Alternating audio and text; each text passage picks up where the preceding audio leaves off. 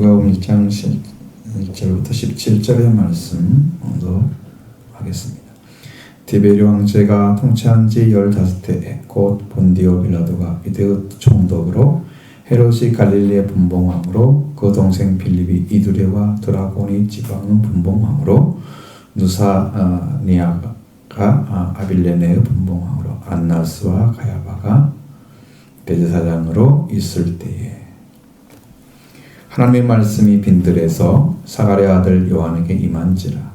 요한이 요단강 북은 각처에 와서 죄상을 받게 하는 회개의 세리를 전파하니 선자 이사야 책에 쓴 바 광야에서 외치는 자의 소리가 있어 이르되 너희는 주의 길을 준비하라. 그의 오실 길을 곧게 하라. 모든 골짜기가 외워지고 모든 산과 작은 산이 낮아지고 굽은 것이 좁아지고 험한 길이 평탄해질 것이요 모든 육체가 하나님의 구원하심을 보리라 함과 같으니라.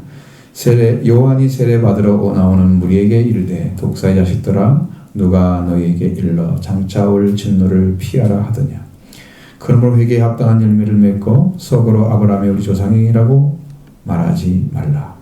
내가 너에게 이르나니 하나님이 능히 이 돌들로도 아브라함의 자손이 되게 하시리라.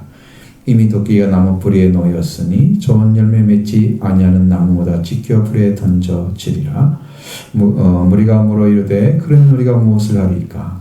대답하여 이르되 옷 두 벌 있는 자는 없는 자에게 나누어 줄 것이요 먹을 것이 있는 자도 그렇게 할 것이니라 하고 세리들도 세례를 받고자 하여 와서 이르되 선생이여 우리가 무엇을 하리까 하며 이르되 부가 된 것 외에는 거두지 말라 하고 군병들도 물어 이르되 우리는 무엇을 하리까 하며 이르되 사람에게 강탈하지 말며 거짓으로 고발하지 말고 받는 금료를 족한 줄로 알라 하니라. 백성들이 말하고 기다림으로 모든 사람이 요한을 혹 그리스도신가 심중에 생각하니 요한이 모든 사람에게 대답하여 이르되 나는 물론 너에게 세례를 베풀거니와 나보다 능력이 많으신 이가 오시나니 나는 그의 신발끈을 풀기도 감당하지 못하겠노라. 그는 성령과 불로 너에게 세례를 베푸실 것이요 손에 키를 들고 자기의 타작마당을 정하게 하사 알곡은 모아 곡간에 들이고 죽정이는 꺼지지 않는 불에 태우시리라. 아멘. 자, 여기 보면 제사함을 세례 요한이 제사함을 받게 하는 회개의 세례를 전파할 때에 성경에서 정확하게 다루고 있는 그 역사적인 사건을 다루고 있는 복음서가 누가복음밖에 없습니다. 그래서 역사적인 사실을 말하기 위해서 티베리우스와 빌라도, 디베로라고 그랬죠? 티베리우스와 빌라도, 헤롯 분봉왕인 빌립과 제사장 안나스와 가야바까지 열거하면서 기록하고 있습니다. 이 죄사함을 얻게 한 회개의 세례는 사실이었다는 사실을 증언하고 싶은 거죠. 그걸 믿어야 된다는 거예요. 그리고 우리 안에 그 역사로 끝나는 게 아니고 여러분 안에 이루어지기를 원합니다. 이 전을 받기는 사실을 얻게 하는 회개 세례를 이렇게 말하고 역사적인 사실로 말하고 있는 이유가 뭡니까? 분명하게 사실성이 있었다는 것을 더 강력하게 증언하고 있는 것입니다. 세례요한에게 와서 죄사함을 얻게 하는 회개 세례를 받은 자들이 있습니다. 오늘 저와 여러분들이 그 세례 바로 그 사람들이죠. 그것에 온 자들이어야 됩니다. 그러면 여러분들이 오늘 요단강으로 같이 떠나보도록 하겠습니다. 1절로 2절을 보시겠습니다. 디베리오 황제가 통치한 지 15해 곧 본디오 빌라도가 유대의 총독으로 헤롯이 갈릴리의 분봉왕으로 그 동생 빌립이 이두레와 드라고니 지방의 분봉왕으로 누사니아가 아빌레네의 분봉왕으로 안나스와 가야바가 대제사장으로 있을 때에 하나님의 말씀이 빈들에서 사가랴 아들 요한에게 임한지라. 아멘. 티베리우스라고 하는 거죠. 디베리오라고 하는 들로 이렇게 이제 우리가 읽으면서 이제 음역화한 것인데 티베리우스 클라디오스 네로라고 하는 황제, 로마 제국의 제2대 황제입니다. 통치를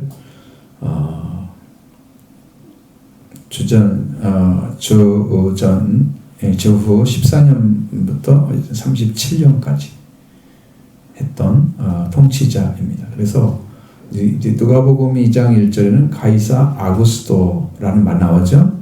이 시저라고 하는 거, 가이사라고 하는 존재는 황제 칭호를 부를 때 붙여지는 이름이죠.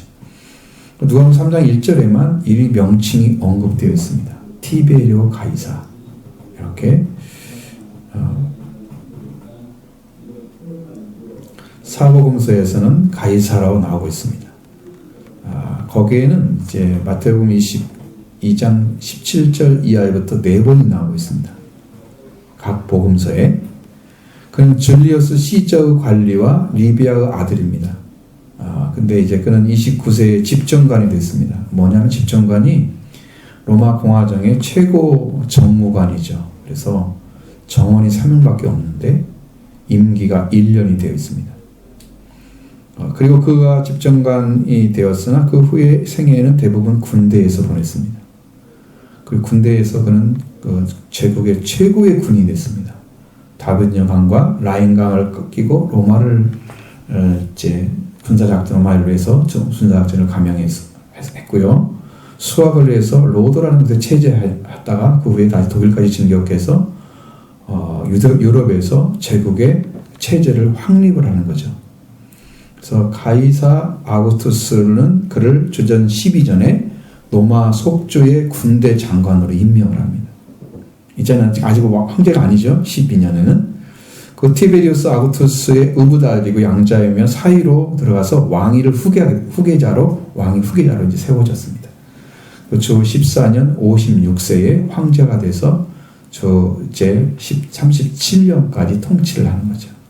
이분이 티베리우스 타키투스가 카프리에서 방탕한 나라를 보냈다 이렇게 기록했죠. 그 다음에 그것이 몇 년 후에 이 사람이 죽습니다. 자, 그런 역사가 좀 있어요. 근데 여기서 디베리 황제가 통치한 지 15해로 기록되어 있습니다. 그럼 언제를 말하는가? 이 날이 왜 중요한가? 여러분에게 예전에 예수 그리스도가 태어난 날짜가 주전 4년 정도 될 거다. 그랬죠? 그러니까 그 날짜가 맞는지 안 맞는지를 가이사를 통해서 알아내야 돼요. 이 티베리우스를 통해서 알아내기 때문에 그래서 말씀드리는 거예요. 그러니까 황제로 즉위한 때 그렇게 되는데, 황제로 즉위한 때는 가이사 아구스투스가 주 18년 8월 19일에 죽었습니다. 1대 황제가.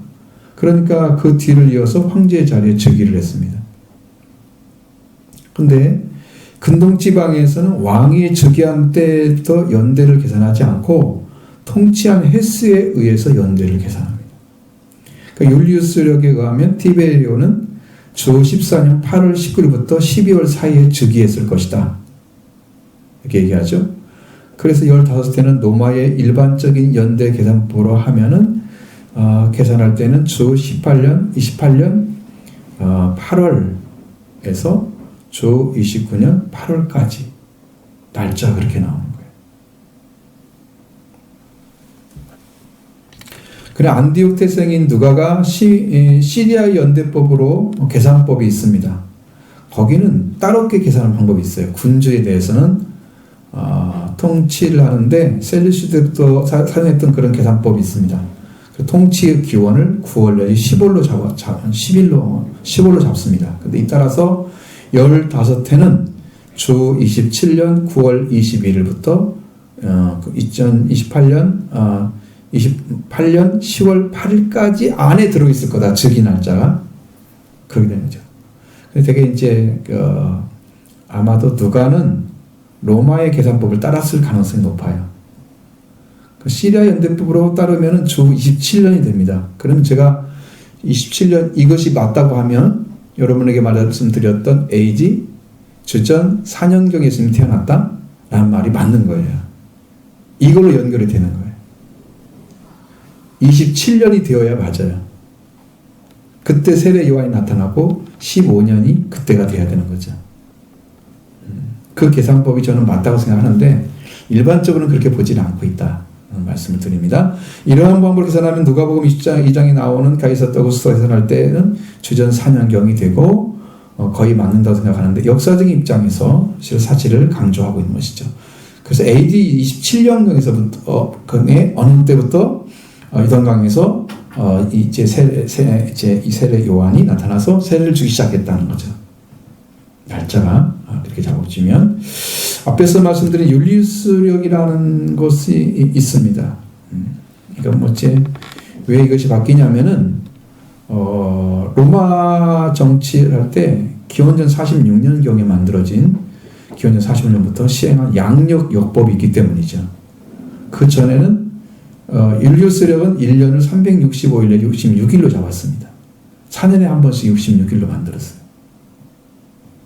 굉장히 정확한 거예요. 오히려 지금 교회 생각해보면 기원전 46년 이전부터 고대 로마에서는 이전까지는 태음력을 사용했어요.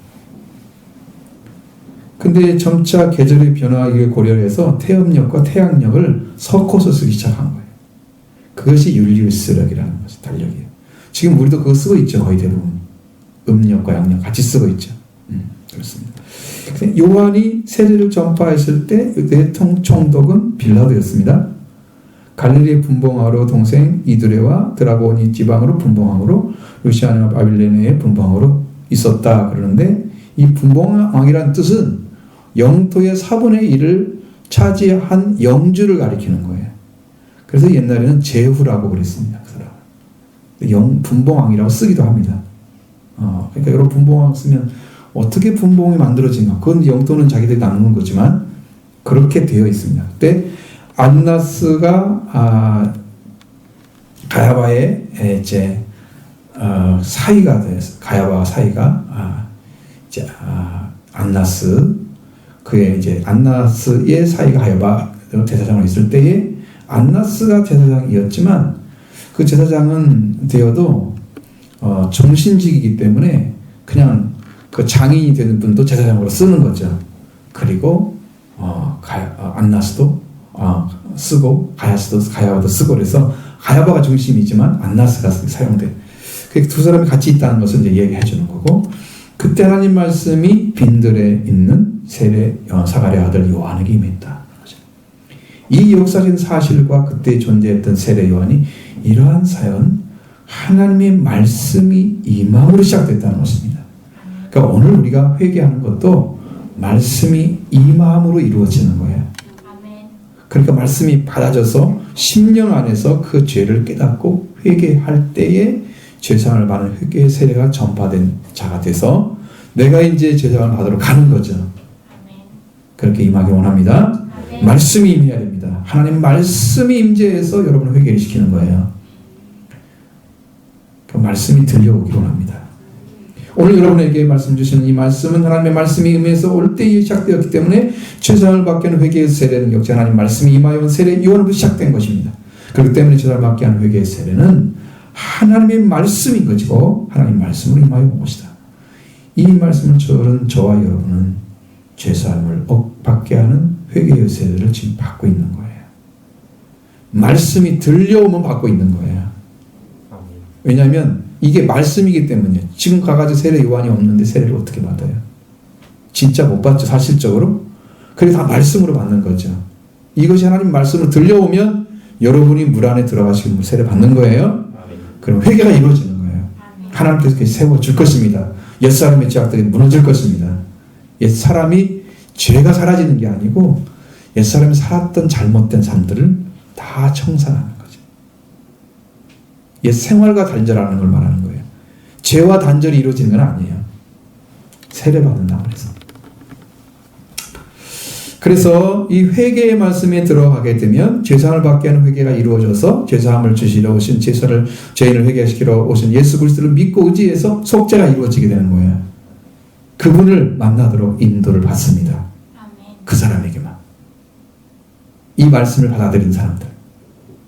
내가 죄인이라고 사실을 받아들인 사람들입니다. 나는 하나님도 모르고 구원도 모르는 무지한 자라고 받아들인 사람입니다. 그게 죄인이죠. 그걸 받아들이고 하나님 나도 구원이 필요해요. 그때 알게 되는 거죠. 제가 여러분에게 조금 알아듣기 쉽게 칼럼에 잘 기록해 놨습니다. 그걸 안 보면 아마 이 말씀 잘못 알아들 거예요. 이런 회개를 회개의 세례를 주는 근거가 무엇인가? 자, 3절로 6절의 말씀 안에 있습니다. 보시죠. 요한이 요단강 부근 근처에 와서 제사를 받게 하는 회개의 세례를 전파하니 선지자 이사야의 책에 쓴 바 광야에서 외치는 자의 소리가 있어 이르되 너희는 주의 길을 준비하라. 그의 오실 길을 곧게 하라. 모든 골짜기가 메워지고 모든 산과 작은 산이 낮아지고 굽은 것이 곧아지고 험한 길이 평탄하여질 것이요 모든 육체가 하나님의 구원하심을 보리라 함과 같으니라. 아멘. 자, 분명히 세례 요한이 요단강 근처에서 제사함 받게 하는 회개의 세례를 전파했습니다. 그러면 이것을 전파한 근거가 뭐냐? 혼자 나왔느냐? 왜 하나님 말씀이 임해서 그 말씀을 하게 했느냐? 그것 근거가 있다는 거죠. 이사야 40장 3절로 5절의 말씀을 가지고 그는 그 근거로 해서 세례를 주기 시작합니다. 거기 말씀을 보면 외치는 자의 소리여 이르되 너희는 광야에서 여호와의 길을 예비하라. 사막에서 우리 하나님의 대로를 평탄하게 하라. 골짜기마다 도두어지며 산마다 언덕마다 낮아지며 고르지 아니한 곳이 평탄하게 되며 험한 곳이 평지가 될 것이요 여호와의 영광이 나타나고 모든 육체가 그것을 함께 보리라. 이는 여호와의 입이 말씀하셨느니라. 이 말씀이에요. 외치는 자의 소리, 선포하는 자의 소리가 너희는 여호와의 길을 예비하라 라는 말씀이었습니다. 그 누가복음 3장에서는 너희는 주의 길을 준비하라고 번역을 했습니다. 자, 이사야 40장 3절에 여호와의 길을 예비하라 그런 것이죠. 이 말씀 원래의 의미는 향하게 하라는 것입니다. 여호와의 길을 향하게 하라. 얼만큼 피엘 동사로서 강력하게 행하게 하라. 반드시란 말은 아니지만 강력하게 향하게 하라. 이렇게 강조하는 단어예요. 그러니까 주님이 하나님께서 이 땅에 오시는 거예요. 하나님께서. 왜? 이건 여호와의 길이잖아요. 신약에서는 퀴리오스로 바뀌어놨다 그랬죠. 그러니까 여호와가 퀴리오스가 되니까 주라고 바뀐 거죠. 사실은 여호와라고 써야 되는 거죠. 근데 70인역 번역자들이 다 퀴리오스로 번역이 났기 때문에 그것을 바꿀 수가 없는 거예요. 성경의 권위 때문에. 그래서 못 바꾸고 신약에는 다 주라고만 되어 있단 말이죠. 주의 길이 여기 뭐 누구냐? 여호와의 길이야. 그러면 하나님이 오시는 거예요 지금. 그럼 하나님이 오시는 길인데 그곳을 향하게 해야 된단 말이에요. 사람들을 바라보게 해야 한단 말이죠. 그것을 강조하고 있는 거예요. 여호와의 길을 향하게 하라고 하셨으니 여호와 안에 오시는 분 여호와 하나님이시라는 거죠. 그분이 사람이 되어서 오셨다는 거죠. 그래서 본질이 같은 거죠. 그 하나님의 영광을 입고 사람이 되어서 오셨습니다. 성경에 나타난 하나님은 구약의 여호와 하나님, 신약의 예수 그리스도 하나이시면서 둘로 나타나고 있습니다. 그래서 나와 아버지는 하나입니다. 또 예수님은 하나님의 본체이시면서 그를 취할기로 여기지 않으셨다. 종의 형체를 가졌다. 이 두 가지 나오죠. 하나는 하나로 나오고 하나는 둘로 나오고. 그러니까 하나이면서 둘이고 둘이면서 하나예요. 예수님의 본자는 아버지를 봤다고 하시죠. 하나인 거죠. 둘인 거죠. 그러니까 삼위일체가 되는 거예요. 이렇게 나타나신 거죠. 그래서 한 분이면서 두 분의 모습으로 나타나고 예수는 하나님과 예수 그리스도는 영이 곧 성령이십니다. 따라서 삼위일체 하나님은 한 분이시며 세 가지가 본질이 같다. 같다고 하는 거죠. 그래서 반드시 너희는 여호와 광야에서 여호와의 길을 향하게 하라 말씀하시는 분이 바로 여호와 하나님이시면서 그분이 인성을 입고 나타나신 성자 예수 그리스도. 이해가 됐죠? 또 나타났습니까? 사막에서 우리 하나님의 대로를 평탄하게 하라고 명령하고 있습니다. 여기서 사막에서 우리 하나님의 대로를 평탄하게 하는 말씀, 하나님이 오시는 거죠. 하나님 오시는 것입니다. 앞에서는 여호와가 오시는 동일한 이름을 바꿔서 하는 거죠. 골짜기마다 도드러지고 산마다 언덕마다 낮아지며 고르지 아니한 곳이 평탄이 될 것이요 험한 곳이 평지가 될 것이라고 말씀하고 있습니다. 이렇게 사막의 대를 평탄하게 하고 골짜기와 산과 언덕과 고르지 않은 곳에 평지가 되게 하는 곳에 그 험한 곳에 평지가 되게 하는 것이 바로 뭐냐면 회개를 가리키는 거예요. 어떤 사람들 아니면 오시는 길에 다 나아가서 만나는 심령으로 변화시켜라 이 말이에요. 평탄하게 만들어라 이 말이죠. 골짜기가 되어 있으면 너무 메꾸라는 거죠. 험한 것도 다 평지가 되게 만들라는 거죠. 산도 낮아지게 깎으라는 거죠. 언덕도 낮아지게 맞추라는 거예요. 평지로. 한 사람도 높은 사람이 없이 예수 그리스도가 하나님이 예수 그리스도로 오시는 그 하나님을 다 맞이하는 자가 되게 하라. 그거 말하는 거예요 지금. 그래 어떤 사람도 하나님 오시는 길로 나오게 하라고 하는 것입니다. 이걸 하나하나 다 설명할 수 없어서 제가 말씀드릴 수 없습니다. 이게 시간이 엄청 걸릴 거예요. 모르죠. 개인적으로 만나는 또 열어주셔가지고 그냥 말씀할지 모르지만 여기서는 할 수가 없는 너무 복잡한 말씀. 어떤 곳입니까? 사막에 우리 하나님의 대를 평탄하게 하라고 말씀하시죠. 골짜기마다 도두어지고 평탄하게 하라는 것입니다. 산마다 언덕마다 낮아지는 것입니다. 평탄하게 하는 것이죠. 고르지 못한 것이 평탄하게 되라는 것입니다. 험한 것이 평지가 될 것이라. 이러한 모양은 사람의 심령을 가리키는 것입니다. 사람이 가지고 있는 성품들을 가리키는 거예요.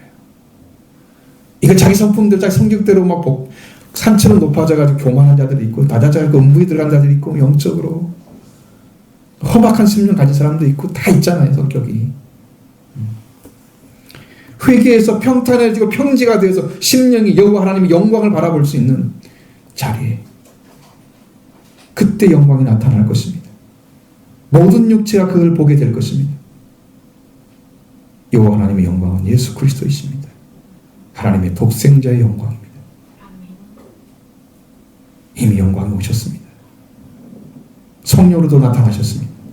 모든 사람이 예수 그리스도의 구원을 보게 될 것입니다. 이 말씀은 누가복음에서는 이사야 40장 5절의 말씀을 모든 육체가 구원을 보리라 이렇게 번역을 해놨습니다. 그 거기에 있는 평탄하게 되는 평지가 되는 이 모든 것은 사람의 심령을 가리키는데 그들이 완전하게 낮은 자리가 돼서 주님이 오시는 것을 누구도 막지 않고 어떤 사람도 막지 않고 다 볼 수 있는 근데 모든 육체가 하나님의 여호와의 구원을 보게 되리라. 이게 뭐라고요? 회개한 사람들이 보게 되는 것을 말하는 거예요.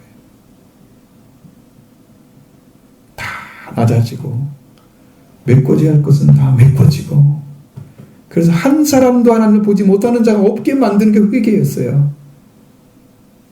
여호와의 구원을 보게 될 것입니다. 회개한 사람들. 평지가 되고 평탄하게 된 사람들은 여호와의 구원을 보게 될 것입니다. 이 말씀이 여러분에 이루어져야 된다는 거예요. 이렇게 완전하게 하나님이 오시는 그 길을 마련한 자는 반드시 여호와 하나님의 구원을 보게 될 것입니다. 이 구원의 길, 여호와의 구원을 가지고 모든 육체가 보게 될 구원을 하러 오시는 구원자가 예수 그리스도였습니다.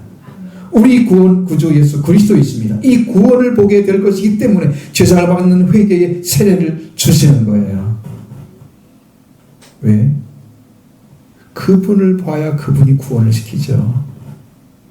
그분이 누군가를 알아야 그분 앞에 구원을 받죠. 회개를 하고 죄사함 받고 이 구원을 보게 될 것이기 때문에 죄사함을 받게 하는 회개의 세례를 주시는 거예요. 그럼 이렇게 여러분과 저의 심령이 이루어지면 이제 그 구원이신 예수 그리스도의 구원을 보게 될 것입니다. 십자가 부활이 보이는 거죠. 이제 내가 살 길이 있는 거죠. 회개한 사람에게. 할렐루야. 이루어지기로 합니다. 그런 세례 요한이 새로 바라온 자들에게 뭐라고 말씀하고 있습니까? 7절로 9절 보시겠습니다. 요한이 세례 받으러 나오는 무리에게 이르되 독사의 자식들아 누가 너희에게 일러 장차 올 진노를 피하라 하더냐. 그러므로 회개에 합당한 열매를 맺고 속으로 아브라함이 우리 조상이라고 말하지 말라. 내가 너희에게 이르나니 하나님이 능히 이 돌들로도 아브라함의 자손이 되게 하시리라. 이미 도끼가 나무 뿌리에 놓였으니 좋은 열매를 맺지 아니하는 나무마다 찍혀 불에 던져지리라. 아멘. 마태복음 3장에서는 위의 말씀을 요단강에서 세례를 베푼 요한에게 온 바리새인과 사두개인들에게 한 말씀으로 기록되어 있습니다. 근데 여기는 무리에게 말씀하셨다고 얘기했어요. 안 늘어났어요? 분명한 것은 그들이 독사의 자식이라고 하는 칭호를 붙였습니다. 독사는 독성이 아주 강한, 그래서 맹독이라는 말 쓰잖아요. 독성이 강한 뱀입니다. 독을 가진 뱀이 사람을 공격해서 그 사람이 최후에는 죽음에 이르게 하는 그런 뱀입니다. 바로 예수 그리스도를 받고 과로 세례를 받고 있는 자들을 향해서 너희는 그러한 뱀의 자손들이라고 요한이 말하고 있습니다. 독사의 자식이란 족사의 후손들을 가리키고 있습니다. 구약에서 뱀은 하나님 사람을 유혹해서 하나님의 말씀을 떠나게 한 근거를 만들어준 존재입니다. 그러므로 그 가진 말이 독입니다. 하나님 말씀처럼 하면서 속이는, 그래서 그걸 그대로 받아도 속인지도 모르고 받게 되는 간사한, 간교하고 교활한 존재로서 가진 말입니다. 그런 자만이 그 말을 할 수 있어요. 사람을 죽이는 말을 함부로 못합니다. 말로도 못합니다. 너 저주받아라 그러면 너 죽어, 멸망받아, 지옥에 가, 그렇게 명령할 사람이 있어요? 못하잖아요. 근데 그는 그 속에는 지옥의 세계를 가지고 있으면서 좋은 말처럼 싹 해가지고 사람들이 속아도 속인지도 모르고 만들어서 죽음에 이르게 하잖아요. 그 뱀독이 들어가면, 여러 번에 들어가면 여러분도 모르는 사이에 이미 죽음에 와 있잖아요. 그런데 내가 죽어가고 있는지도 모른단 말이에요. 독에 의해서. 하나님 말씀이 들어와야 살립니다. 생명은, 살리는 것은 사랑이라. 하나님 말씀이 들어와야 여러분 삽니다. 아멘. 사랑은 생명을 살리는 것입니다. 아멘. 그 말씀이 들어와야 여러분 살리죠. 근데 죽음을 가지고 있는 말만 던져주잖아요. 세상의 말이죠. 인간의 말입니다. 아무도 못 살리면서 그 진짜처럼 전해주고 있는, 사람들은 그것에 먹고 마시면서 다 살고 있는 거죠. 요즘 연예인들이 왜 이렇게 종류가 많이 나오는지 TV에 보면 참 신기하다 이런 생각 많이 합니다. 수없이 다 인간의 말이거든요. 본인이 사는 사람들의 삶의 마음이에요. 그것이 나쁘다 좋다 이런 차원은 아니지만 방송이니까 제가 다 평할 수는 없는 거잖아요. 근데 이제 그것이 사람 살리는 건 아닌 것이가 분명합니다. 사람을 재밌게 즐겁고 순간만 그렇게 살짝 지나게 하지 영성을 주는 말씀은 아니잖아요. 그러니까 거기에 빠지면 안 되는 거죠. 빠지면 안 됩니다. 그래서 독은 하나님의 말씀 아닌, 아침이 아닌 인간의 말을 독이라고 합니다. 그래서 모든 사람들은 다 독을 가지고 있습니다. 인간의 말로 사람을 아주 죽여버리는 거죠. 그 말이 사람의 심령 상하게 하잖아요. 속을 죽일 수 있습니다. 인간의 말을 간 자는 회개해야만 독을 가진 그 독사의 새끼인 것을 알게 됩니다. 자기가 그걸 모르기 때문에 그런 독을 가진 자신을 모르고 있다면 그 사람은 큰 죄를 지으면서 회개하지 않고 있는 사람입니다. 지금도 독을 가지고 있는 거예요. 화나면 별얘기 다 나오잖아요. 화가 났을 때 그런 말을 못하는 사람은 독이 없는 거예요. 예수님 그거 못하잖아요. 그거 예를 들어서 화가 성전에서 양 비둘기 이런 거 소 같은 거 가지고 들었을 때 때리시잖아요. 욕을 안 하시잖아요. 분노하셨다고 말씀하고 있어요. 저주를 못하는 거예요. 그 사람에게 악한 말을 못하는 거예요. 이건 실상을 말하기 위해서 독사란 말을 쓴 거지. 독사라고 욕을 한 건 아니야. 알겠죠? 달라요. 이 독사 새끼들하고는 진짜 독사이 우리라 개 이렇게 욕하는 거지 그런 욕이 아니란 말이에요. 응? 실상을 얘기하는 거란 말이에요. 잘 이해를 하셔야 돼요. 예수님도 욕했어요. 그러고 못합니다. 화가 나도 저주를 못하는 존재는 복이 없는 거예요. 예수님 화가 나도 말을 못해요. 그렇게 저주의 말을 못해요. 할 수가 없어요. 회개하지 않는 사람은 저주가 나오죠. 사람을 살리는 말은 아니라 죽이는 말을 가지고 있는 존재가 독입니다. 독사입니다. 그러면 뱀의 후손이죠. 독사니까. 그러면 이제 아담 이후로부터 지었던 그 죄를 가진 존재로서 마귀에 속한 자들이 다 거기에 속한 거예요. 그게 뱀의 자식들이죠. 이 독사의 새끼라고 얘기합니다. 그러면 회개해야 될 대상이란 이런 말입니다. 세례 요한은 독사의 새끼들 하면서 누가 장차올 진노를 피하라 하냐고 질책하고 있습니다. 장차올 진노는 뭐냐? 하나님의 심판과 연결되어 있습니다. 이건 뭐냐면 곧 하려고 한다 하는 진노를 가리키고 있습니다. 곧 하려고 하는 진노. 하나님이 지금 시행하려고 하는 진노예요. 그러면 뭐가 곧 하려는 진노일까? 그 무리를 향해서 말씀하고 있는데 그 무리가 당해할 것이 뭐냐? 죽음입니다. 그들은요 이렇게 살면서 죽지 않는다고 생각을 했습니다. 자기들은 이제 이렇게 잘 믿고 있으니까 믿음의 생활, 유대교 믿으면서 이렇게 하나님 말씀을 살고 있다고 생각하니까 우리는 죽음이 없는 거야. 곧 임하는 거야. 누구에게 임해? 다 모든 사람에게 임해. 지금 거기에 온 사람들이 다 임하는. 뭐 여기도 마찬가지지만 우리 죽음이 임할 거예요. 언젠가. 만약에 우리가 예수 그리스도가 오시지 않는다면 결국 그렇게 될 거예요. 이게 죽음이 오는 거예요. 그 죽음을 말하는 거예요. 곧 당하니. 우리는 죽지 않는다고 생각을 했습니다. 우리는 아브라함의 자손이야? 우리가 왜 죽어? 사람이 죽는 것은 죄를 지은 하나님의 진노하신 것 심판으로 저주가 들어오면서 죽음이 온 것입니다. 이 저주는 더 이상 자비가 없는 것이죠. 이 사실이 지금 사실로 이루어지고 있는 거잖아요. 모든 사람들에게. 죽지 않으려고 하면 죽음을 이기신 분이 가야 되잖아요. 그리고 회개에 합당한 열매를 맺어야 합니다. 회개를 통해서 죄사함을 받게 하는 세례를 받아야 되기 때문에 죄사함을 받는 데까지 회개가 들어가야 됩니다. 이게 회개에 합당한 열매인데 죄사함도 받지도 않고 지들이 뭐 아브라함의 자손이라고 뭐 어떻게 가능해? 당장 임할 진노, 곧 임하려는 진노를 다 피할 수 있다고 생각을 하고 있는 속으로 우리는 아브라함의 자손이야. 우리가 얼마나 위대한 민족인데 그런 것만 가지고 있어요. 자부심만. 뭔데 자기들이 다 죄인이면서 이 열매를 맺어야만 그들의 허상이 지워지는 거예요. 깨뜨려지는 거예요. 속으로 말하는 우리 조상이 아브라함이다. 아브라함같이 있었으면 아브라함처럼 거듭나야 됩니다. 아브라함의 수당 제사를 드리고 약속의 말씀을 받은 위치를 찾아야 됩니다. 그들은 그리스도의 부활의 씨앗을 받은 자리가 천하만민이 복을 받는 그 씨였어요. 그게 부활의 주님을 가리키는 거예요. 제사를 드리는 제사는 뭐였어요? 그게 속죄한 예수를 가리켰습니다. 말씀을 받았을 때는 부활의 주를 만난 거예요. 제가 영어로 알았어요. 이제 이 말씀 자신 있게 못 드렸던데 제가 알게 됐어요. 말씀이 임한 것이 뭔지 알았어요. 그래서 천하만민이 복을 받는 씨가 떨어져서 그는 속죄와 부활이 다 이루어진 상태 됐습니다. 아브라함이. 뭐 영어로 말하지 알든 못해요. 누가 이렇게 감히 꺼집어내요. 그리고 예수 그리스도를 받은 거예요. 그분들이. 보이지 않잖아요. 당시에는. 보이잖아요. 아직도 죄도 사함받지 아니한 자들이 속으로 아브라함 자손을 생각하고 있는 자 그거 버려.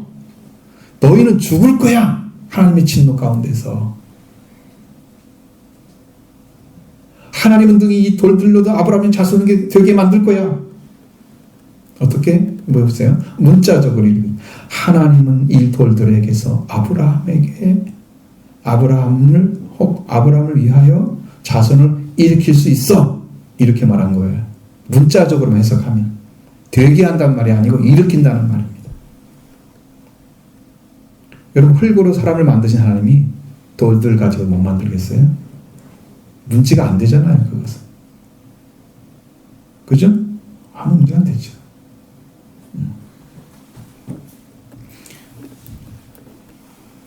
서로 하나님은 아브라함의 자신 생각하고 있는 그들을 통해서 회개할 대상이라고 말씀하고 있는 거죠. 그들은 아브라함 자손이라고 생각하지 말아야 하는 자리에 서 있습니다. 처음부터 신앙을 찾는 자리에 내려가야 한다고 말하고 있는 것입니다. 그런데 요한은 그들을 향해서 이미 도끼가 나무 뿌리에 놓여 있다고 말합니다. 너무 두려운 말씀이죠. 도끼는 나무 등을 찍거나 혹은 자르는 데 쓰는 도구입니다. 물론 나무를 쪼개는데 사용하기도 하지만 살아있는 나무도 패는데 쓰잖아요. 옛날에는 도끼를 많이 뺐어요. 톱이 많이 발달하지 않았을 때는. 지금 톱 그런 거 못 쓰잖아요. 조그만 톱 가지고 와서 썰어봤자 다 못 넘어뜨리죠. 다 썰어지지도 않고 이게 보통 힘든 게 아니에요. 그래서 큰 좋은 나무들은 전기톱이나 그런 거 쓰는 거죠. 도끼는 그 당시에 사용하기 좋은 나무죠. 나무 패는데 찍어내는데. 자, 이것은 요한이 나무 뿌리에 도끼가 놓여 있다. 여러분, 놓여 있다는 것은 이제 언제든지 들어 써서 치기만 하면 나무는 찍히는 거죠. 이렇게 가까이 심판이 존재하고 있는 거예요. 이것을 위해서 무엇을 위해서 이렇게 했겠습니까? 회개하면 회개에 합당한 열매를 맺어야 됩니다. 회개했는데 죄사함을 받기 위한 회개 세례를 받았는데 죄사함을 받지 않으면 열매가 없는 거예요. 죄사함이 열매예요. 예수 그리스도에 가서 회개의 마침표가 찍어지는 거예요. 그 후에는 자신을 위해서 자신이 어떤 옛날에 죄를 짓죠? 그러나 이 죄성들이 있기 때문에 회개의 삶을 계속 살아가긴 했지만 왜? 일생 동안 회개해야 돼요. 회개를 모르는 사람들은 한 번만 하면 된다고 그러는데 회개하는 사람들은 한 번만 안 되는 걸 알아요. 회개를 해보니까. 회개할 때마다 수준이 높아져요. 영적. 하나님 나를 받으시면 회개의 제사가 되는 거죠. 그 후에는 자신을 회개하고 살면서 하나님께 더 가까이 가는 삶을 살아갑니다. 예수께 가게 되면 가지 않으면 거기서 고장 찍지 않으면 회개에 합당한 열매가 맺어지지 않습니다. 예수께 가지 않으면 회개에 합당한 열매를 맺지 못합니다. 그것이 마지막 수단이에요. 성경은 좋은 열매라고 말씀하고 있습니다. 회개에 합당한 열매가 좋은 열매. 그 좋은 열매는 예수 그리스도의 간자만이 맺는 열매입니다. 남은 다 가짜예요. 스스로 노력하고 막 멋지게 보이려고 신앙생활 잘하는 것처럼 위장하고 있는 사람들 나중에 속 열어보면 자기 속은 타들어가면서 나는 잘 믿는 것처럼 보여지는 위선적인 신앙들이 많다는 거죠. 그 마음고생만 심한 거예요. 그런 사람들. 진짜 와가지고 평안함을 얻는 게 아니고 자기가 평안함을 열심히 믿었기 때문에 나는 평안하게 살아야 돼. 주님의 평화를 받아야지 평화롭지. 주님의 구원을 받아야 하는 관계가 회복돼서 평화가 오죠. 근데 그러지도 않고 그 살려고 하는 사람들 얼마나 회개에 합당한 열매 맺지 않아요. 좋은 열매 맺지 않는 나무죠. 그만 푹 찍어서 불에 던져버릴 것입니다. 좋은 열매 맺지 않는 나무마다 찍혀 불에 던져진다고 말씀하십니다. 영원한 죽음의 심판이 있다고 하는 거죠. 그 심판은 떨어진다고 말씀하고 있는 거예요. 이것은 누구도 예외가 없습니다. 이스라엘 백성들은 아브라함의 우리 조상이라고 말합니다. 신앙의 자부심을 가지고 있었습니다. 그래서 나는 죽지 않는다. 하나님의 이 말 진노를 다 피해가고 할 수 있다. 누가 그걸 했습니까? 그런 말을 자기들이 아는 거죠. 자기들의 믿음을 자기가 정해놓고 자기가 구원받은 자로 취급하고 아브라함 자손으로 들어와서 앉아 있는 거예요. 그 자리에 서지 말라고. 너 처음부터 시작해. 다 내려놓고. 너는 죽을 것이고 넌 심판을 받을 거야. 회개에 합당한 열매 맺지 않으면 그리스도의 속죄함 받지 않으면 너도 똑같이 심판을 받을 거야. 그래서 도끼가 나무 뿌리에 놓여 있는 것입니다.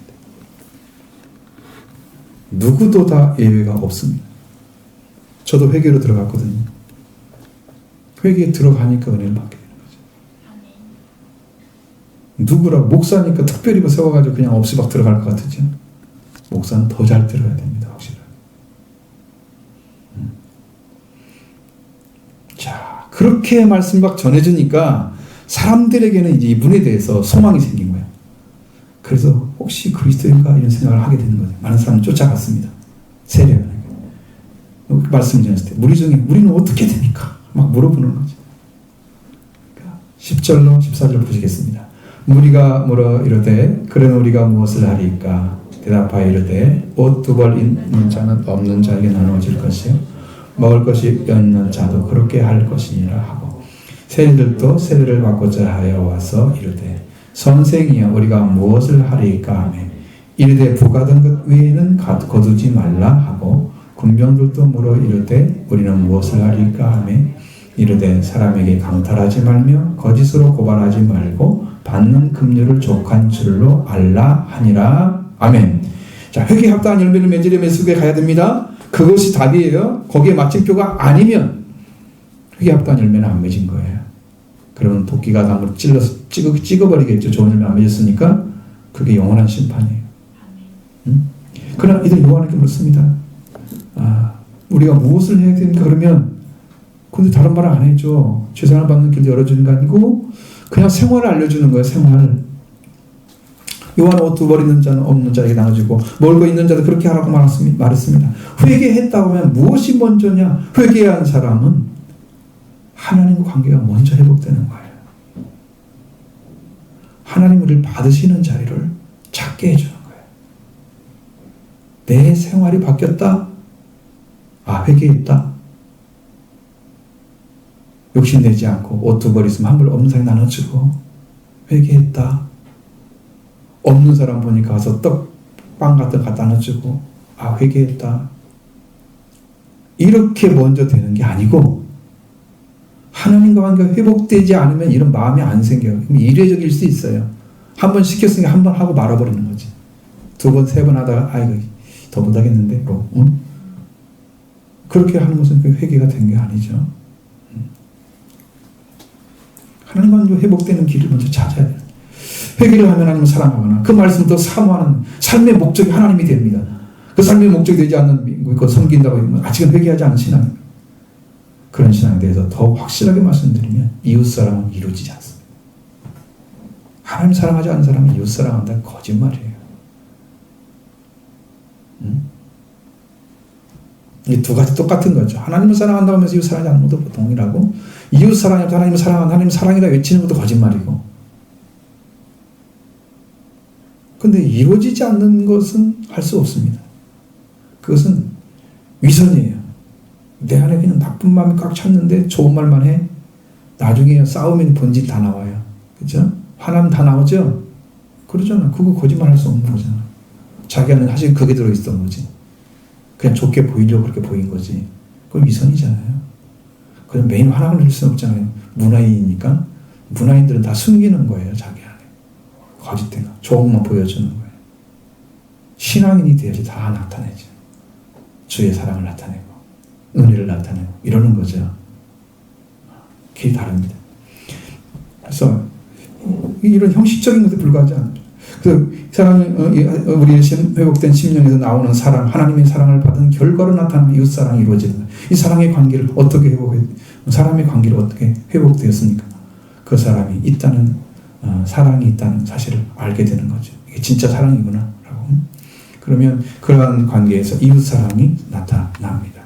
요한에게 무리를 가르치는 옷 두 벌 있는 자 없는 자 나눠주고 빵이 있으면 없는 자에게 나눠주라고 가르쳤습니다. 하나님 사랑이 완전해지지 않아도 이웃 사랑을 희생하거나 봉사하며 행할 수 있습니다.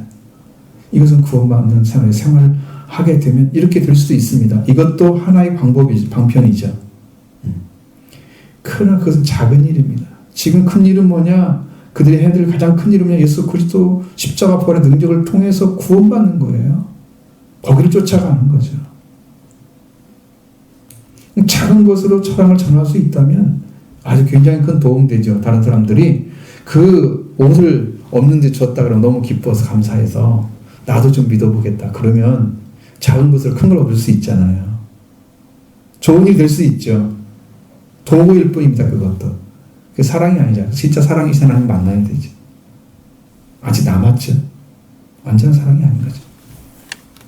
그러나 이제 그게 결과일 수는 있는 거죠. 아주 배타할 수 있는 것은 아니고 그 부분도 다 가지고 있습니다. 성경에서 없는 사람들이 이제 이웃을 사랑한다고 하면서 사람들이 궁핍함을 알고도 도와줄 걸 막으면 그 하나님 사랑이 그 속에 있겠느냐라고 말씀하고 있잖아요.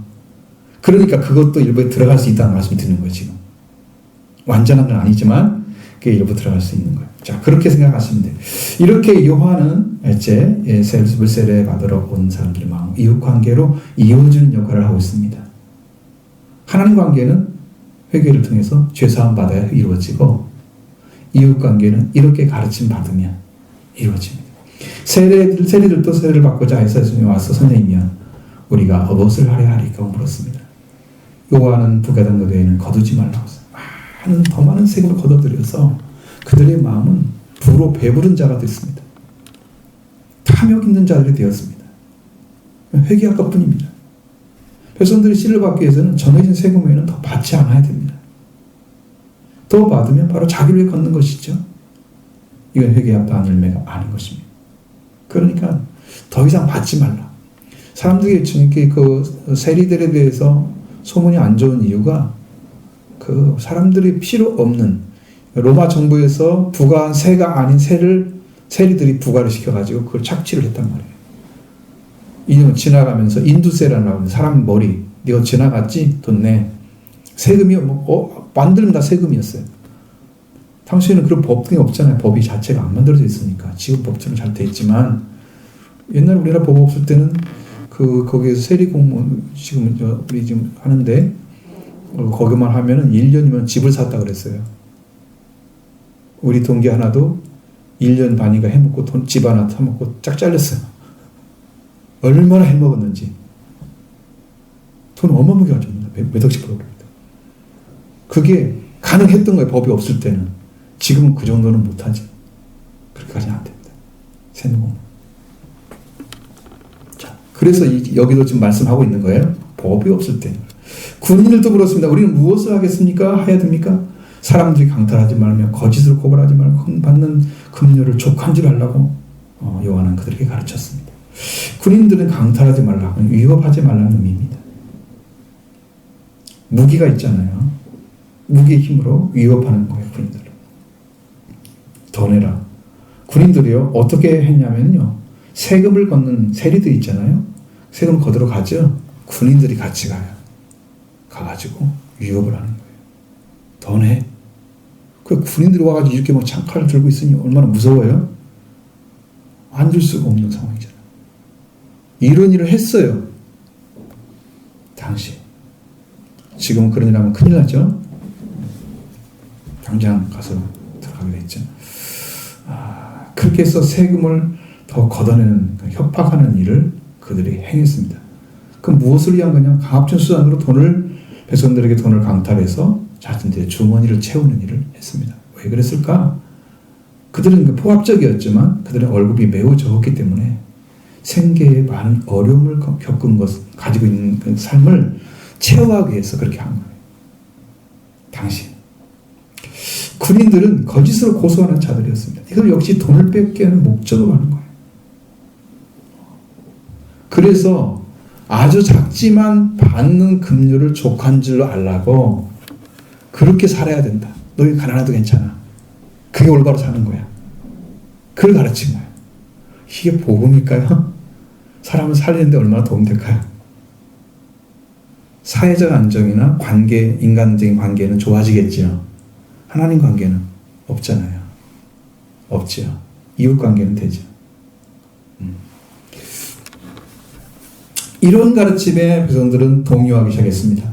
백성들은 그리스도가 언제 올 것인가를 바라고 있었는데 그러다가 세례 요한이 나타나니까 심중에 그가 그리스도인가? 라고 생각을 하는 거예요. 자, 15절을 보겠습니다. 백성들이 바라고 기다림으로 모든 사람이 요한을 혹 그리스도인가 심중에 생각하니. 아멘. 이렇게 힘든 생활이 이루어지면 백성들은 작은 영웅이 나타나도 그에게 어떤 기대를 겁니다. 자, 좀 도와주지 않을까? 좋은 일 해주지 않을까? 그 말은 틀린 말이 아니죠? 근데 요한이 외치는 말씀과 그의 가르침들은 그에게 얼마나 큰 충격을 주었는지 그들이 와서 가르침을 배우려고 하고 그들의 그 가르침을 받았고 그러니까 사람들이 그가 바라고 있던 바라고 또 기다리고 있던 바로 그분일까? 라는 기대감이 커진 거예요. 심중에 생각할 정도로.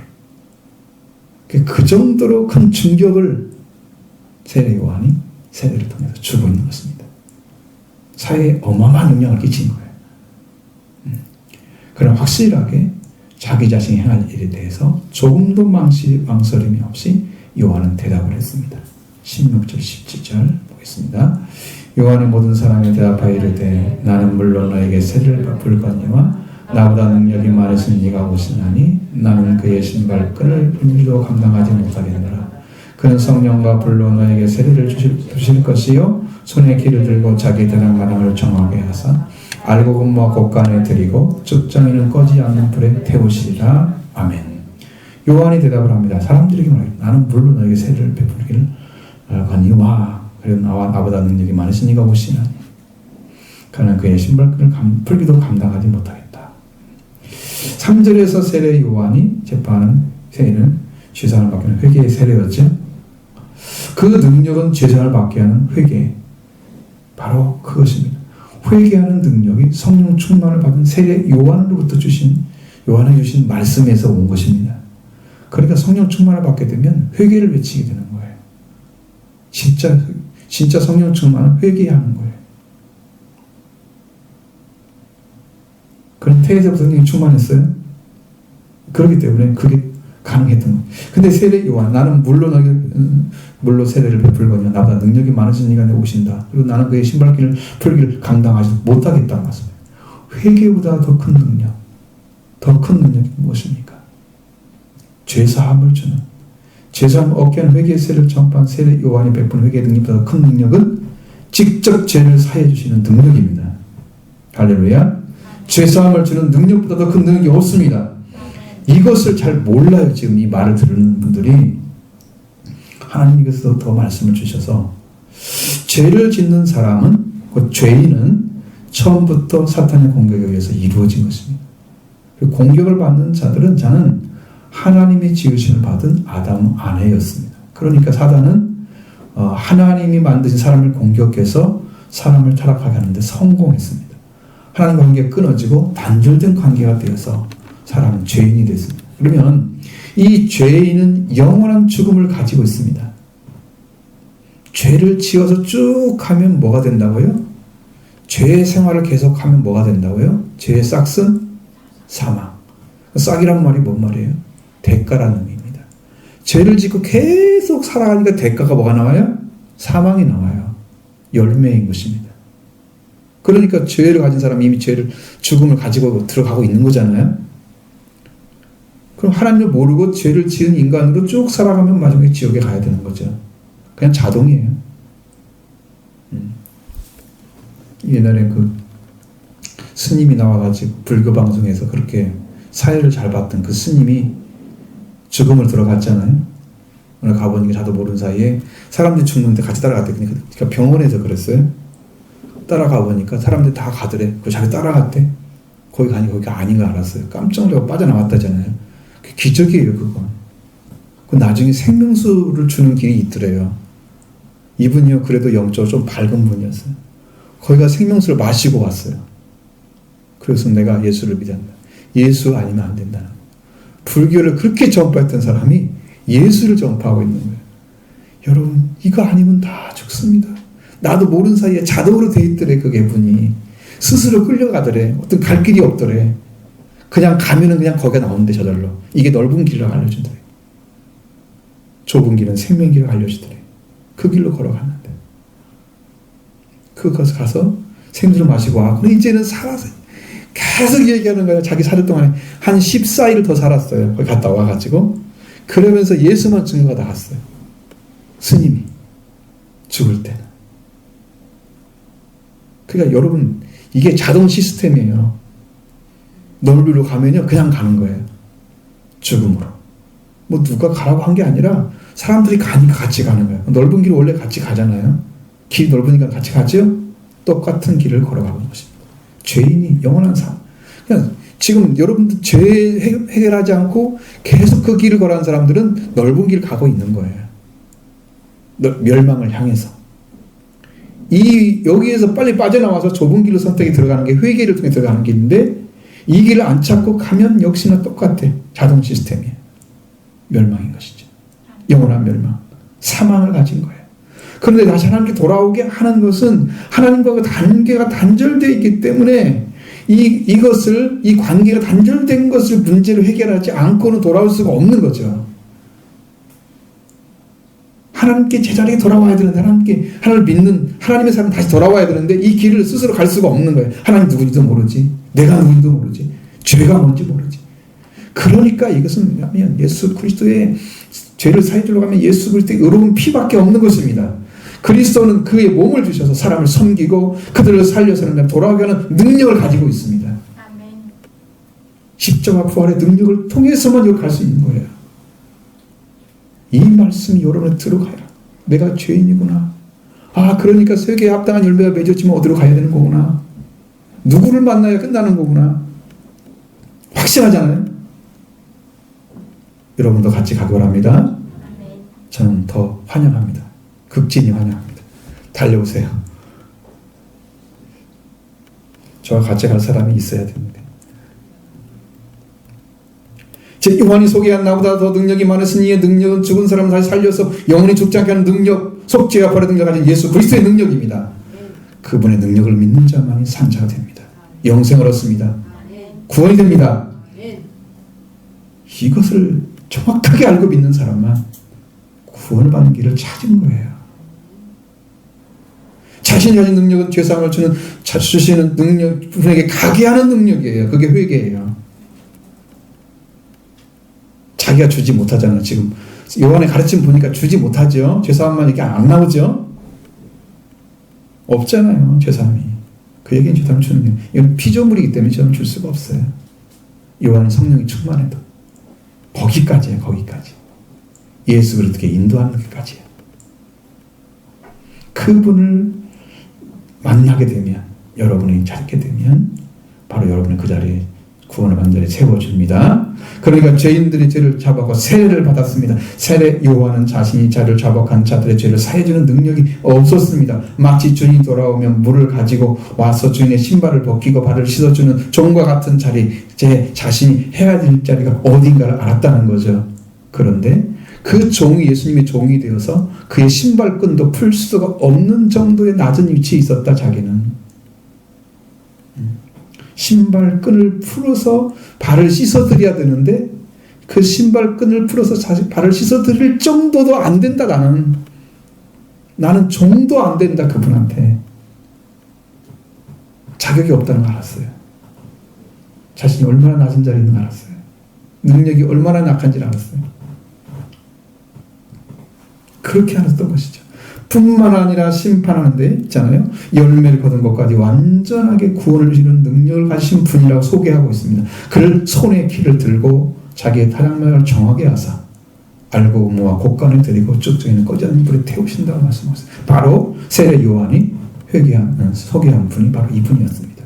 여기에 나오는 키지라는 삽, 키는 키지라는 삽을 가리키는데 이 키지를 하는 무엇을 하는 것인가? 키질이 그것은 그 곡식을 공중에 이렇게 날리죠. 이렇게 딴 것을 갖다가 이제 이렇게 많이 이제 열매가 나오도록 해가지고 그 다음에 그걸 쭉정이를 바람에 날려버리는 역할을 하는 거죠.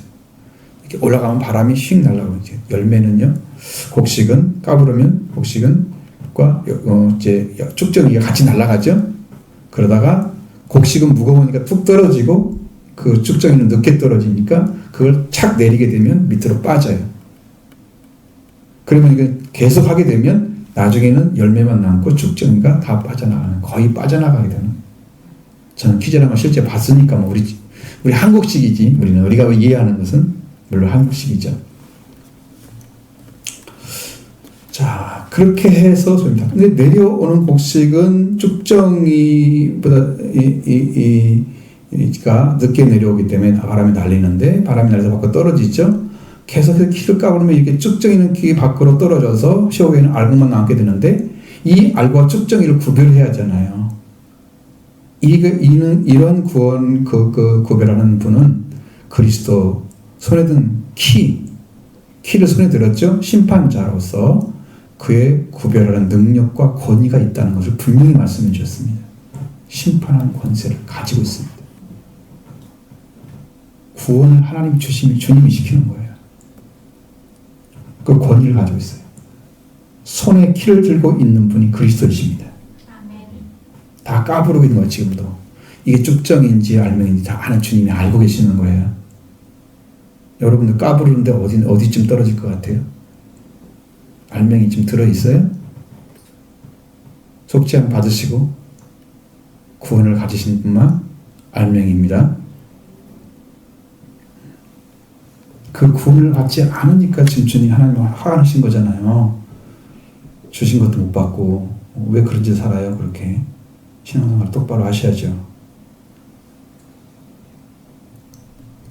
손에 키를 들고 타락막을 정하게 했다고 말씀하셨습니다. 타락막을 정하게 깨끗하게 하시는 이유는 뭐냐면 까불렀는데 쭉정이는 괜찮아 나가도 알곡 한 덩이라도 하나라도 빠질까봐 그래서 깨끗하게 한다 그 말이에요.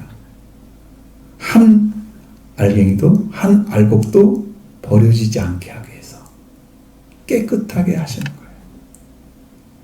한 다음에 다시 깨끗하게 해서 다시 까불겠죠. 계속 합니다.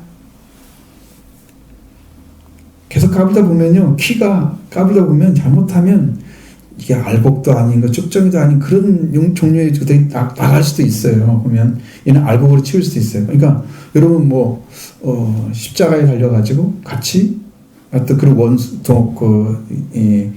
그런 사람들 강도 같은 사람들은 지금 구원을 받았는데 구원 받는가 안 받는가 모를 수 있는 사람들이에요. 그러니까 주님이 약속을 했잖아요. 내가 낙원에 있을 때 너를 함께 하겠다. 그 말씀을 그 약속 없으면 이 사람은 어디 갈지 몰라요. 그 자리에서 구원받고 어떻게 어디로 가요? 그러니까 그런 사람들은 이 까불면 나갈 수도 있어요. 말씀 안에 안 들을 수도 있어요. 그 약속을 받았기 때문에 안 버려지는 거예요. 그럼 그 사람이 구원 받았다 그러면 끄집어 내드려야 될 거 아니에요. 그러니까 그게는 세상 문양을 깨끗하게 해줘야 되지. 한 알갱이도 빠지면 안 되니까. 그렇게 심판을 완전하게 하신다 그 말이에요. 그런 권능, 그런 능력을 예수님이 가지고 있습니다. 그 다음에 쭉정이는 뭐합니까? 알곡 모아서 키즈를 해서 알곡 모아서 곡간에 드리고, 이건 창고에 들어가는 것은 이건 알곡인 거죠. 이건 영적으로 하나님 나라를 가리키는 거죠. 우리가 알곡이라고 했을 때 사람을 가리킨다고 하면 그 사람이 들어가는 천국이죠. 창고는 아니죠. 그러니까 이건 창고가 아니고 하나님 나라를 가리킵니다. 그러면 쭉정이는 꺼지지 않는 불에 태우신다고 말씀하고 있습니다. 여러분 불은 있잖아요. 속성이 뭐냐면 다 태워지면 꺼집니다. 그죠? 안 꺼지는 불 없죠? 다 태우면 우리도 이제 가스불을 쓰더라도 가스가 딱 끊어지면 그죠? 왜? 공급을 해주니까 나오는 거잖아요. 그런데 왜 꺼지지 않는 불에 태우세요? 안 태워지니까 꺼지지 않는 불이 필요한 거죠. 영혼은요, 죽지 않는다는 의미입니다. 근데 계속 태워야 돼. 태우는데 안 죽어. 안 타. 그래 계속 태워야 돼. 그래서 꺼지지 않는 불이 된 거야. 지옥불이. 영혼이 계속 고통받으면서 뜨겁게 태워지는 역할이 계속되고 있는 게 지옥이라고 말해요. 그게 꺼지지 않는 불에 들어가는 존재가 쭉정이란 말이죠. 열매 맺지 않는 자들. 아니, 하나님이 그냥 가르쳐줬어요, 저한테. 그냥 알아지죠. 너무 쉽죠. 그 원리를 가르쳤어요, 하나님께서. 아, 그래서 영 꺼지지 않는 불이구나, 이게. 태워지지가 않는 거야, 영혼은. 그런데 살아있어. 근데 태워야 돼. 왜? 악하니까. 얘는 없애야 돼. 근데 안 타. 그래서 계속해서 불을 떼는 거야. 꺼지지 않는 불이 돼버린 거지. 지옥불은 꺼지지 않는 불입니다. 그래. 성경에 그 말이 몇 번 나와요. 꺼지지 않는 불입니다. 여러분의 영혼이 들어가서 그 꺼지지 않는 불에 들어가기를 원하지 않지요. 졸매 맺는 길을 제시해 주셨죠. 그 길로 걷기를 원합니다. 그 길로 들어가기를 원합니다. 구원받기를 원합니다. 회개하고 죄사함 받고 예수 그리스도 안에 들어가기를 원합니다. 오늘 이 말씀을 하나님께 전해주시는 거예요. 여러분에게. 넌 지옥에 들어가지 말라고. 꺼졌는 불에 태우는 자가 되지 말라고. 우리가 받아야 할 세례, 물론 죄사함 받게 하는 회개의 세례입니다. 이 세례는 물로 주는 세례죠. 이 물은 말씀이죠. 여러분의 죄사함을 받게 하는 회개의 세례를 하나님 말씀 받아들이면 그것이 물세례 되는 거예요. 옛날처럼 물세례 받으러 갈 수가 없잖아요. 요한도 없지. 요단강도 가지 못 가지. 어디서 얻을 거야? 진짜 받는 게 아니잖아요. 그죠? 그러나 우리가 형식적으로 주는 세례는 이게 세례 이것은 형식에 불과한 거지 진짜 세례는 아니란 말이에요. 물론 요단강에서 받는다고 해서 다 세례는 또 아니까 왜 제자들도 많이 세를 줬다고 나오잖아요, 성경에. 그래서 여러분도 받게 하는 회개를 받게 하는 제단을 받게 하는 회개의 세례를 하나님 말씀 받아들이면서 물세를 받으시고요. 과거에 묶여있던 자신의 삶에서 하나님께 나가는 출발점을 찾으시기 바랍니다. 지금 받으십니다. 나도 재산을 받기를 원합니다. 소원하십시오. 그리고 날마다 기도하시기 바랍니다. 지금 이 말씀을 받아들이면 그 말씀을 붙잡고 항상 생각하시고 항상 사모하시고 항상 기도하시고 항상 묵상하시고 그렇게 나가서 새 요한의 물세례가 이루어지면 여러분들이 저절로 그리스도를 찾게 돼요. 왜? 죄사함을 주신 분이 필요하기 때문이죠. 죄사함을 얻게 하는 회개의 세례가 이루어지면 예수 그리스도를 믿음으로 받아들입니다. 그러면서 기도가 이제 깊어지는 거죠. 그런 순간에 주님이 찾아오셔서 믿음이 확실한 걸 하나님께서 보신단 말이죠. 체크하시는 거죠. 그리고 세례를 딱 주시는 거예요. 죄사함을 딱 주시는 거예요. 예수 그때 세례를 주시는 거죠. 그러면 내 주님이 내 죄를 사하시고 나를 위해서 부활을 주신 그 예수님이 나의 주인이 되어주십니다. 그때부터 새 생명이 태어난 것입니다. 부활로 태어난 새 생명. 이 복을 누리라고 지금 성경은 이야기하고 있는 것입니다. 우리에게. 그래서 우리가 죄와 사망에서 건져내 주시고 우리를 거듭나게 하시고 이렇게 역사를 이루시기 위해서 예수 그리스도가 여러분 구조에서 피를 흘리시고 죽고 그리고 부활되심으로 우리 안에 생명 안에 들어가게 하는 길을 열어놓으신 것입니다. 그래서 이 그리스도의 피의 능력을 믿으십시오. 왜? 그건 죄상을 주는 능력이라고 분명히 말씀하고 있고 그 권세를 주님 하나님이 사용하셔서 지금도 의인을 찾고 계십니다. 의롭게 되는 길을 찾고 계십니다. 예수 그리스도의 부활의 권능을 믿으십시오. 여러분 다시 살리셔서 하나님의 자녀로 일어나게 하셨습니다. 그것도 이미 다 허락해 주신 거고 이루신 거예요. 그 능력을 믿는 것, 이 믿음으로 저와 여러분을 살리시게 될 것입니다. 할렐루야.